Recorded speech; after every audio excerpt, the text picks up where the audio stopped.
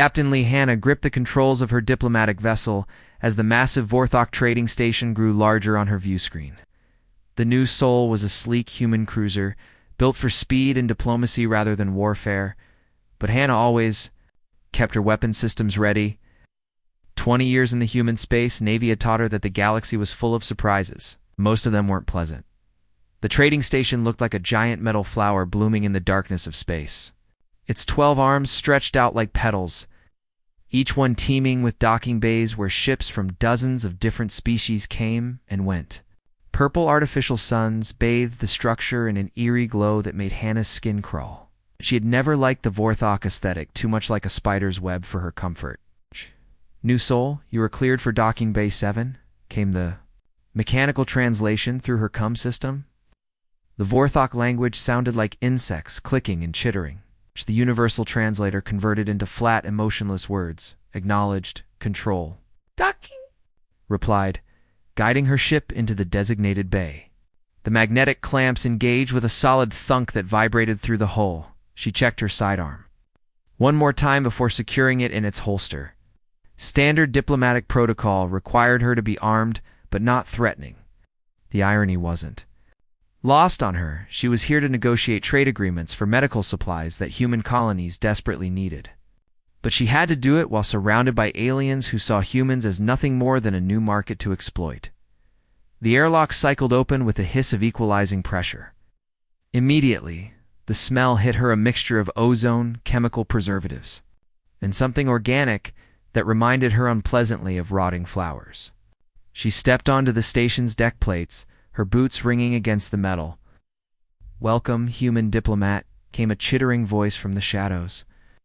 Administrator Veltash emerged into the purple light, his 8-foot frame towering over her. His insectoid body was covered in dark chitinous plates that gleamed like oil. 4 arms hung at his sides, each ending in razor-sharp claws that could tear through human flesh like paper. His head was triangular, dominated by compound eyes that reflected the artificial light in thousands of tiny fragments. When he spoke, his mandibles clicked together in what passed for politeness among his kind. Hannah forced herself to remain calm. She had dealt with Vorthok before, and their appearance was designed by evolution to be intimidating. "Administrator Veltash, thank you for agreeing to meet with me. The Human Medical Consortium is very interested in establishing regular supply lines through your station." Of course, Veltash clicked, his head tilting in what might have been a nod. "We have prepared the standard tour of our facilities. You will see that we are quite capable of handling your species requirements." They began walking through the station's corridors. The walls were lined with transparent cases displaying goods from across the galaxy, exotic spices that glowed with their own light, technological devices that defied human understanding, and stranger things that Hannah preferred not to think about too deeply. Other aliens moved through the corridors, the slug-like Mortari with their slime trails, the crystalline Zephyrits that chimed like wind chimes when they moved, and dozens of other species she couldn't identify. The Vorthok had built their station like a maze, with corridors branching off in all directions. Veltash led her deeper into the structure, out past cargo bays, filled with shipping containers and workshops where alien technicians worked on devices that hummed with unknown energy. "Our storage capacity is quite impressive," Veltash was saying, his mandibles clicking with what might have been pride. "We can accommodate bulk shipments of any size, and our security systems ensure that nothing is lost or stolen." Hannah nodded politely, but part of her mind was cataloging potential escape routes and defensive positions. Something felt wrong about this place. The other aliens they passed seemed nervous, avoiding eye contact and scurrying away quickly. The guards, large, heavily armed Vorthok warriors, were positioned at every major intersection. Far more security than a simple trading station should need. They were passing through a section lined with sealed doorways when Hannah heard a sound that made her blood freeze in her veins. It was faint, muffled by thick walls and heavy doors, but unmistakable. A child's sob, filled with despair and longing. Hannah stopped dead in her tracks. "What's behind that door?" she demanded, pointing to a heavy blast door marked with alien symbols that pulsed with red light. Veltash's compound eyes swiveled to follow her gaze. and his mandibles twitched nervously. Nothing of concern to your kind, diplomat. Merely storage facilities for ... specialized cargo. The sobbing came again, joined by another voice, another child, whimpering in fear. Hannah's hand moved instinctively to her sidearm. That's a human? Child crying.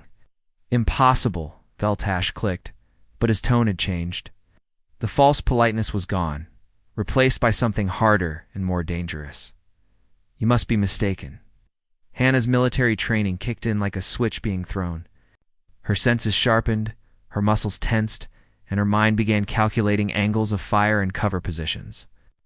She palmed her sidearm and pointed it directly at the door's locking mechanism. Step back. Diplomat, I must protest, Hannah fired. The energy blast vaporized the lock in a shower of sparks and molten metal. The door slid open with a grinding sound of damaged machinery. What she saw inside made her soul scream with rage. The room was filled with energy cages, each one barely large enough for a person to stand upright. Inside the cages were children. Human children ranging in age from maybe 5 years old to teenagers. 37 of them, she counted automatically. Their faces were gaunt from malnutrition, their clothes torn and dirty. Some were crying, others sat in stunned silence, but all of them turned toward the light streaming in from the corridor with expressions of desperate hope. You're keeping human children as prisoners? Hannah's voice dropped to a deadly whisper that somehow carried more menace than any shout. Veltash seemed to realize his mistake too late. His mandibles clicked rapidly in what might have been nervousness. Specimens for behavioral research, he said dismissively, trying to regain his composure. Perfectly legal salvage from destroyed colony vessels. Your species abandons them in space after disasters. We give them purpose. They are well cared for. One of the children, a little girl who couldn't have been older than 7, pressed her face against the energy bars of her cage. Please, she whispered, please help us. We want to go home. Something primal and ancient awakened in Captain Lee Hannah at that moment. Every instinct carved into human DNA by millions of years of evolution, every drive to protect the young and innocent exploded through her nervous system like molten steel. Her vision narrowed to a tunnel, her heartbeat slowed to a steady rhythm. Her mind became a precision instrument of focused rage. The alien administrator had no idea that he had just made the biggest mistake in Vorthok history. He had threatened human children. And now he would learn why that was something no species in the galaxy should ever do. Kim Daeho pressed his small face against the crackling energy bars of his cage, his dark eyes wide with a mixture of fear and desperate hope. At 7 years old, he had been trapped in this nightmare for 3 months. Ever since the Vorthok had rescued him from the wreckage of the colony ship Harmony, his parents had died in the attack, along with hundreds of other colonists. But somehow he and 36 other children had survived in the emergency pods. Are you here to take us home? He whispered, his voice barely audible above the hum of the energy fields. Captain Hannah looked into those innocent eyes and felt something. Fundamental shift inside her soul. It was like a dam bursting, releasing a flood of protective instincts that had been building pressure for millions of years of human evolution. Her hands stopped shaking. Her breathing steadied. Her mind became crystal clear, focused on a single purpose that burned brighter than the artificial suns outside. The transformation was visible to everyone in the room. Administrator Veltash took an involuntary step backward as he watched the human diplomat's posture change. Her shoulders squared, her spine straightened, and her eyes developed a predatory gleam that made his chitinous skin crawl with primordial fear. Get away from the children, Hannah told Veltash, her voice carrying a calm that was more terrifying than any scream. Each word was precisely enunciated, like a death sentence being read aloud. The administrator's mandibles clicked in what might have been amusement, though there was an edge of nervousness to the sound. One human against an entire station? You do realize you were outnumbered 300 to 1, yes? My security forces alone number 50 trained warriors. Hannah smiled, and it was the most frightening expression any Vorthok had ever witnessed. It was the smile of a predator that had just realized its prey was trapped with nowhere to run. You have no idea what you've done. Her hand moved to her wrist communicator with deliberate slowness. Veltash watched, confused, as she activated what appeared to be a simple emergency beacon. The device emitted a high-pitched whine that cut through the air like a blade, then settled into a steady, pulsing rhythm that seemed to resonate in the walls themselves. "That beacon," Hannah said conversationally, as if discussing the weather. "It's broadcasting on 17 different subspace frequencies simultaneously. Every human vessel within 50 light-years is receiving a priority alpha distress signal." "Do you know what priority alpha means in human military code?" Veltash's compound eyes swiveled nervously. "Some sort of ... distress call?" "It means children in danger," Hannah replied, her smile widening. "It means every human ship in the sector is about to drop whatever they're doing and come here with weapons hot and questions later." The administrator's confidence began to crack. "You're bluffing. No species would risk war over children?" Hannah interrupted. "You really don't understand humans at all, do you?" She moved then, and it was like watching death itself take physical form. 20 years of military training, countless hours of studying alien technology, and a lifetime of human ingenuity combined into a force of nature that the Vorthok had never encountered before. Her first target was the energy cage control panel. While Veltash was still processing her movement, she had already identified the power coupling and severed it with a precise shot from her sidearm. The energy fields flickered and died, and 37 children suddenly found themselves free for the first time in months. "Stay together," Hannah commanded, her voice carrying the authority of someone who had led troops into battle. "Oh, nobody moves until I say so." Veltash screeched an alarm in his native tongue, and the station's emergency systems came alive. Red lights flashed, sirens wailed, and the sound of running footsteps echoed through the corridors as security forces converged on their location. The first wave of guards arrived within seconds. For heavily armed Vorthok warriors in full combat armor, their weapons already charging with deadly energy. They burst through the doorway, expecting to find a trapped human diplomat, and instead found something that defied their understanding of human capabilities. Hannah had already identified the weakness. In their armor, a small gap where the chest plate met the shoulder guard. Her shots were precise, calculated, and devastatingly effective. The guards' weapons sparked and died as their power cells overloaded from the feedback. They stood there for a moment, looking down at their useless weapons in confusion, before Hannah's voice cut through their bewilderment. "I studied Vorthok technology for 6 years at the Human Military Academy," she said, reloading her weapon with practice deficiency. "I know exactly how to make your equipment turn against you." More guards poured into the corridor, but their weapons suffered the same fate. Hannah had spent years learning the vulnerabilities of every major alien technology, and humans had always excelled at improvised sabotage. She moved through the station like a ghost, leaving a trail of disabled security systems and confused guards in her wake.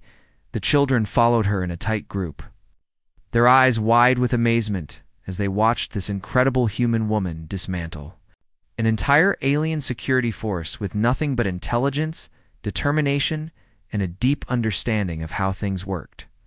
Park Min-ho, the oldest at 16, helped organize the younger ones and kept them calm while Hannah worked her magic. "How is she doing that?" whispered Lee Suman, an 8-year-old girl who had been captured from a mining colony. "She's human," Minho replied with growing pride. "And humans don't give up on their children." Within 15 minutes, Hannah had led them to the station's central hub, a massive circular chamber that served as the main transportation nexus for the entire facility.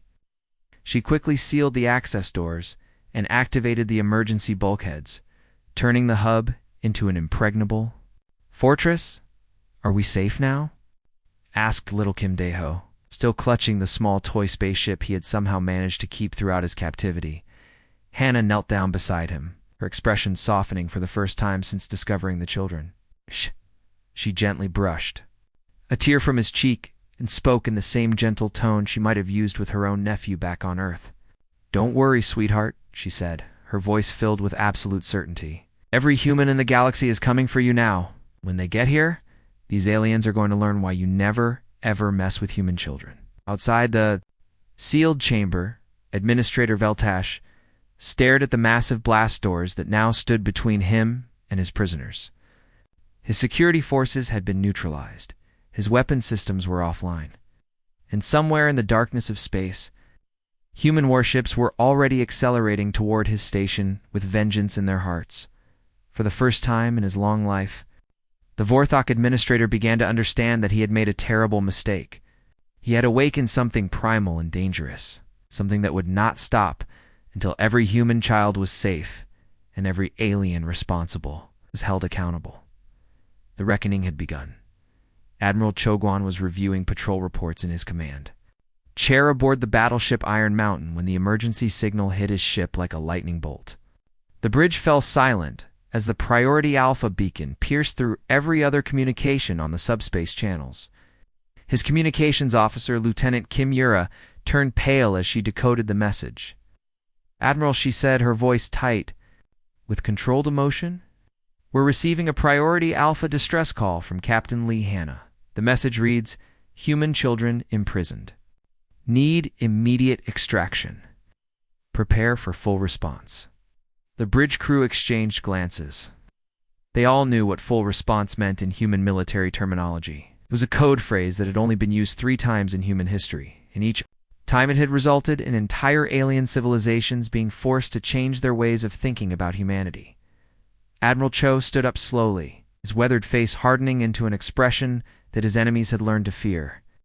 At 55, he had fought in the Centauri Wars, survived the Proxima blockade, and led the relief mission to New Kyoto after the asteroid strike. But nothing had ever made his blood boil quite like the thought of alien creatures harming human children. "Navigation, plot a course for the Vorthok trading station. Maximum burn," he ordered, his voice carrying the weight of absolute authority.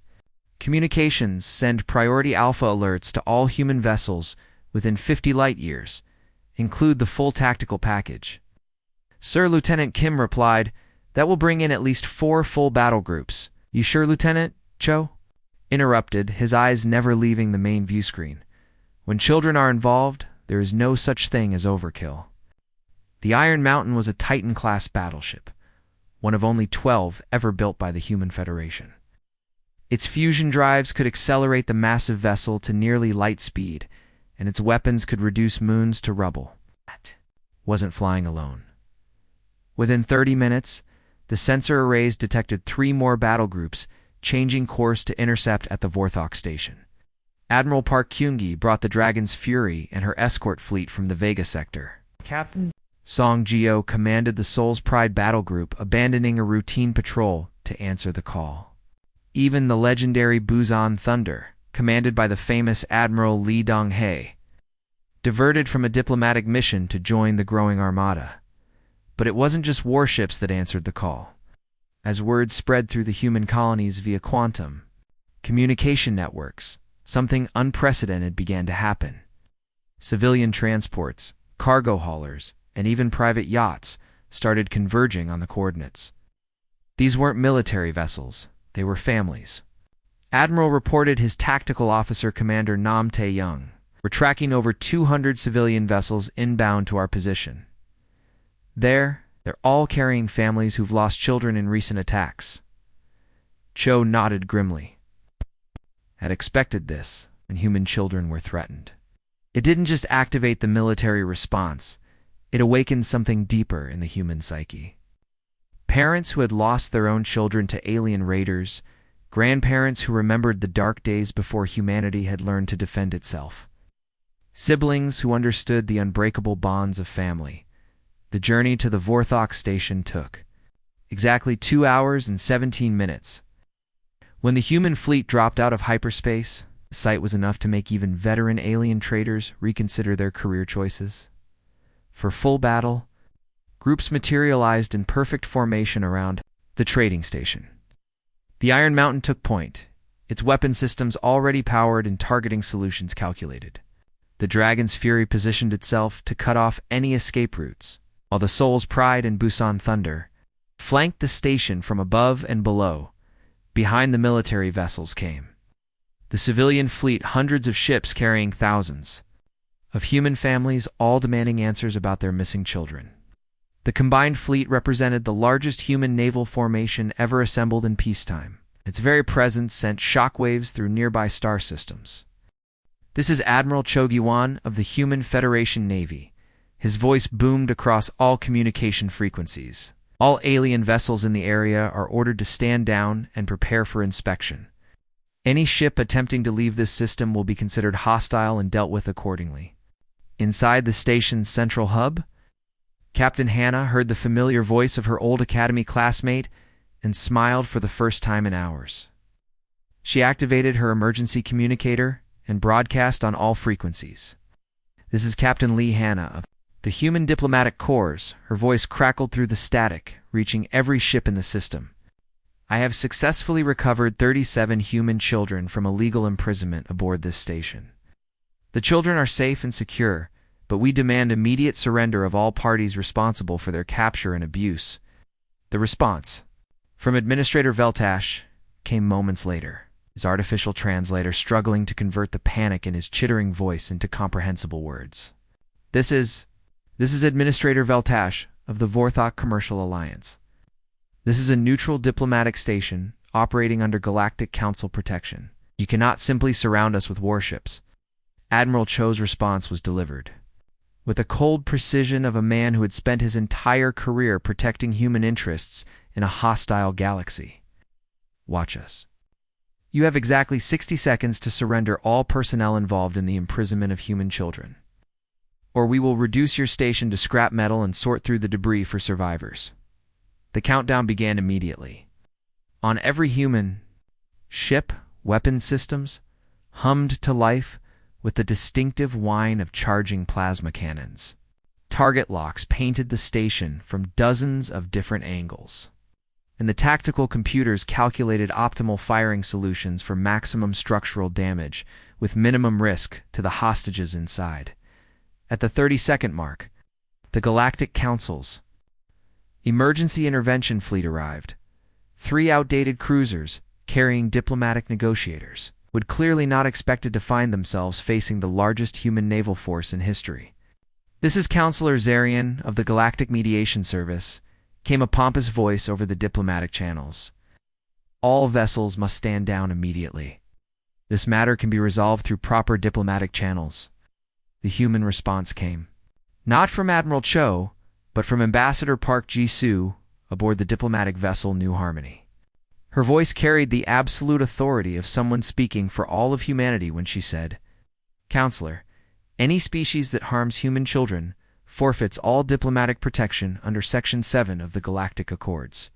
This is not a matter for negotiation, mediation, or compromise. This is justice, and it will be served." "But surely reasonable beings," Ambassador Park interrupted, "do not cage children like animals. You have 30 seconds to clear the area before we begin military operations." The Galactic Council ships retreated to a safe distance, their crews suddenly remembering urgent business elsewhere in the galaxy. They had all heard the stories about what happened when humans were truly angry, but none of them had ever seen it firsthand. With 15 seconds left on the countdown, Administrator Veltash's voice returned to the communication channels, now shaking with undisguised terror. We surrender. We surrender unconditionally. Please don't destroy the station." Admiral Cho's smile was visible even from the Vorthok trading post. "Smart choice. Prepare to be boarded." The gathering storm had arrived. It was about to teach the entire galaxy why threatening human children was the most dangerous mistake any alien species could make. The medical frigate Asterisk Healing Light Asterisk was unlike any vessel the rescued children had ever seen. Its corridors were painted in soft, warm colors that reminded them of home, and gentle music played from hidden speakers. Dr. Kong Soyoung, the ship's chief medical officer, personally examined each child while her team of nurses treated their injuries with a combination of advanced human medicine and genuine compassion. Little Kim Daeho clutched his toy spaceship as a medical scanner passed over his malnourished frame. "Are we really going home?" he asked the doctor, his voice still carrying the uncertainty of someone who had been disappointed too many times. Yes, sweetheart, Dr. Kang replied, her voice filled with warmth. We're taking you to New Sol Station first for proper treatment, and then we'll find your families. Every single one of you is going home. While the children received care, something much more serious was happening in the command center of the Iron Mountain. Captain Yoon Min Jae of Human Intelligence stood before a holographic display that showed the faces of alien diplomats from dozens of species. Some attended the emergency session willingly. Others had been forcibly dragged from their comfortable offices when human agents arrived at their doorsteps. Ladies, gentlemen, and various other entities, Captain Yoon began, his voice carrying the weight of absolute authority. What you are about to witness is the result of 8 months of intensive investigation by human intelligence operations. The holographic display shifted to show a complex network of connections, lines of communication, financial transfers, and shipping routes that spanned 12 star systems. The assembled aliens watched in growing horror as the scope of the human investigation became clear. This trafficking network, Yoon continued, has been operating for over 3 years. 47 stations, 15 different species involved, and over 300 human children stolen from disaster sites and sold as research specimens to the highest bidder. Agent Song Murray stepped forward, her uniform crisp and her expression deadly serious. In her hands was a data pad that contained enough evidence to topple governments and destroy entire criminal organizations. We have everything, she announced. Every transaction, every communication, every credit transfer. We know who bought the children, who sold them, who transported them, and who looked the other way. The evidence was overwhelming. For months, human intelligence agents had been infiltrating alien organizations, posing as traders, scientists, and even janitors. They had planted surveillance devices, intercepted communications, and tracked financial records with the methodical precision that made human investigators the most feared beings in the galaxy. The Zephyrian Medical Consortium, Agent Song read from her datapad, purchased 47 human children for behavioral studies. Colliery Research Institute bought 32 children to study primitive emotional responses. The Mortari Biological Survey acquired 58 children for genetic analysis. Each revelation sent shockwaves through the assembled aliens. Species that had considered themselves above such activities found their names on the list. Governments that had claimed ignorance discovered that their officials were deeply involved in the trade. How? Asked the ambassador Decalan of the Zephyrion Empire, his crystalline form vibrating with what might have been fear. How did you gather all this information without our knowledge? Captain Yoon smiled, and it was the cold smile of a predator who had been patient for a very long time. Because you underestimated us. You thought humans were just another primitive species that could be exploited. You forgot that we've been fighting wars and solving mysteries for thousands of years before we ever left our home planet. The real Shock came when the transport ships began arriving at the Vorthok station. One by one, alien officials who had been living comfortable lives in distant star systems found themselves in human custody. Admiral Veltosh watched through the viewport as his co-conspirators were brought aboard in restraints. 63 individuals from 17 different species, all looking confused and terrified. Dr. Kethfer, of the Colliery Research Institute, had been pulled from his laboratory in the middle of an experiment. Director Zorlok of the Mortari Biological Survey had been arrested while attending a scientific conference. Even high-ranking government officials like Assistant Minister Plexton of the Zephyrian Empire found themselves facing human justice. This is outrageous, Plexton protested, his crystalline form flashing with indignant colors. I have diplomatic immunity. You cannot treat me like a common criminal. General Name Jinho, the commander of Human Special Operations, looked at the alien official with the same expression he might reserve for something unpleasant on the bottom of his boot. Diplomatic immunity doesn't apply to child trafficking, he said coldly. And you stopped being a diplomat the moment you decided to buy human children like livestock? The human approach to justice was unlike anything the aliens had experienced before. Instead of simple imprisonment or execution, the humans had devised something far more comprehensive and terrifying. No, will work. General Name explained to the assembled prisoners, his voice carrying the absolute authority of someone who had never been disobeyed. "Every single one of you will spend the rest of your natural lives making amends for what you've done." The aliens exchanged confused glances. "Work?" Administrator Veltash asked, his mandibles clicking nervously. "What kind of work?" "Reconstruction," General Nam replied. "You will rebuild every colony that was destroyed in the attacks where you stole children. You will locate every missing human child still in captivity. You will work in our hospitals, our schools, our orphanages. You will spend every day of your remaining lives serving the species you tried to exploit." The true genius of human justice became clear as the details were explained.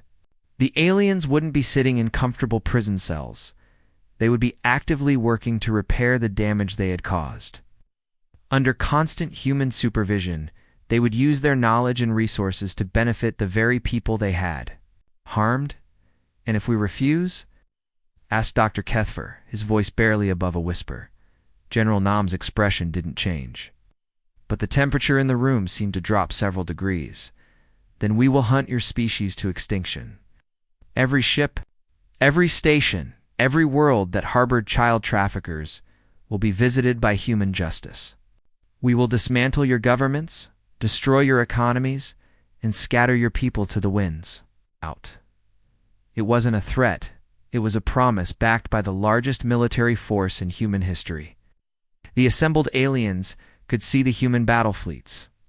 Through the viewports, hundreds of ships representing the collective will of a species that had just discovered how far some aliens were willing to go in their cruelty. "We have long memories," General Nam continued, "and we never forget those who harm our children. You can spend your lives making amends, or you can spend them running from human justice. The choice is yours." One by one, the alien prisoners nodded their acceptance. They had seen what humans were capable of when properly motivated, and none of them wanted to test the limits of human patience. The message was clear to every species in the galaxy. Human children were not specimens to be studied, products to be sold, or victims to be exploited. They were protected by the most dangerous and determined species the universe had ever seen. And that protection came with consequences that would last for generations. Human justice had arrived, and it was more terrifying than any alien weapon ever created. The gardens of New Harmony Colony stretched out like a green paradise under the gentle light of 3 different suns. Flowers from a dozen human worlds bloomed in carefully tended beds, their colors creating a rainbow that seemed to dance in the warm breeze. The sound of children's laughter filled the air as 37 young survivors played games that had been passed down through generations of human families. Kim Daeho, now 8 years old and healthy, chased his friend Lee Suman around a fountain carved from crystalline stone. His toy spaceship, the same one he had clutched during those dark months in captivity, was tucked safely in his pocket, but he no longer needed it for comfort. The nightmares that had once stolen his sleep were gone, replaced by dreams of becoming a starship captain like the amazing woman who had saved his life. "Tag, you're it," he shouted, his voice carrying pure joy as he dodged behind a flowering bush. His face was round and bright now, no longer the gaunt mask of fear it had been 6 months ago. The medical team aboard the Healing Light had worked miracles. But the real healing had come from something simpler: the knowledge that he was safe, loved and protected by people who would never let him be hurt again. Captain Lee Hanna sat on a nearby bench, watching the children play with a small smile on her scarred face. The rescue mission had left its marks on her, a jagged scar across her left cheek, where a Vorthok guard's claw had found its mark, and deeper scars in her heart that would never fully heal. But seeing these children running free under the open sky made every moment of pain worthwhile. Her communicator chimed softly, and she looked up to see Ambassador Park Ji-soo approaching through the garden paths. The older woman's face carried the satisfied expression of someone who had just won a very important battle. "The Galactic Council finished their emergency session this morning," Ambassador Park reported, settling onto the bench beside her old friend. "The Human Protection Doctrine has been ratified by unanimous vote. Any species found harming human children now faces automatic economic sanctions, diplomatic isolation, and potential military intervention."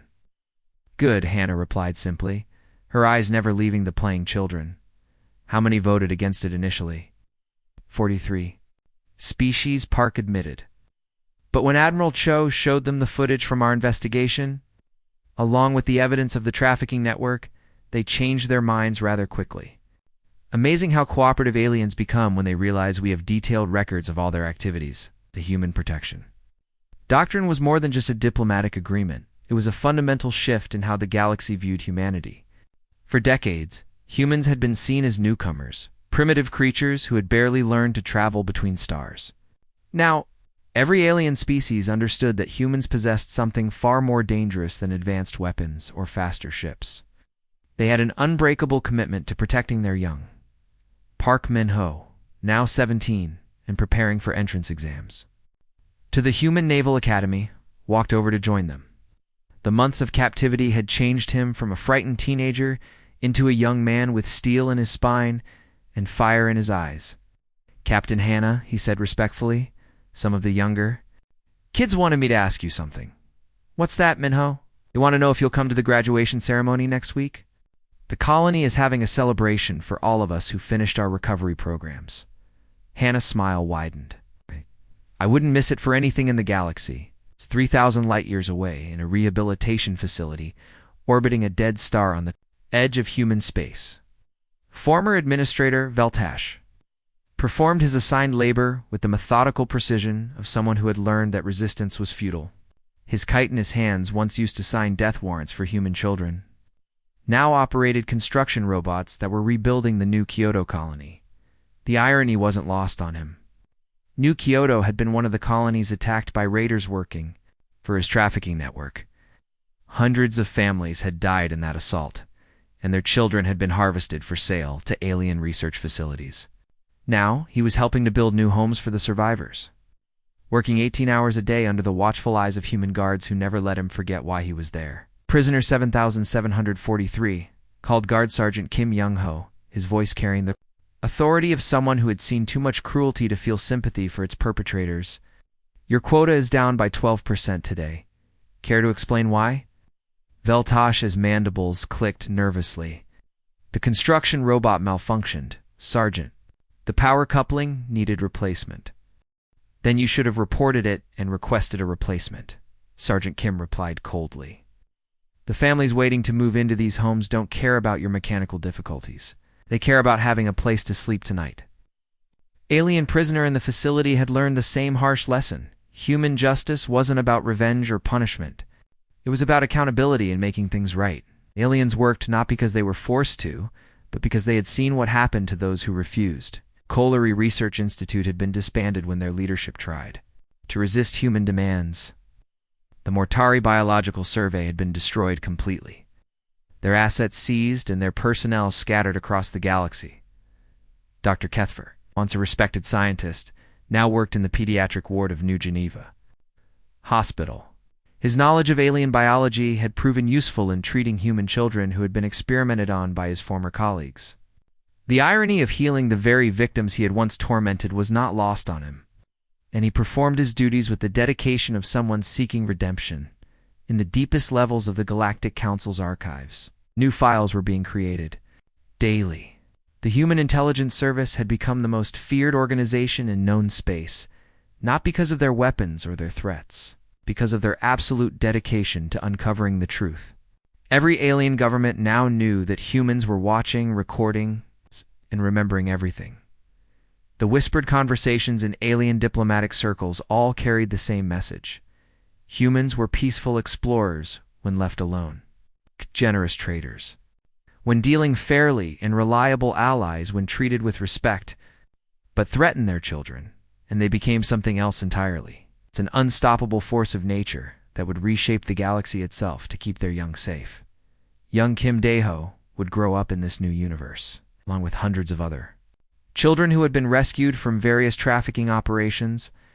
They would become doctors, teachers, engineers, and yes, starship captains. But they would all carry with them the knowledge that they were protected by the most dangerous species in the galaxy, a species that asked for very little, but would give everything to ensure no child ever suffered as they had. The lesson was, Clear to every alien civilization, humans didn't conquer through superior weapons or advanced technology. They conquered through something far more powerful and absolute. Uncompromising love for their young that could transform ordinary diplomatic officers into legends and turn peaceful explorers into the galaxy's most feared protectors. The new paradigm had been established, written in the blood and tears of those who had dared to harm human children. And in gardens across human space, children played freely under alien suns, secure in the knowledge that they were loved, protected, and valued beyond all the treasures of the universe. The end.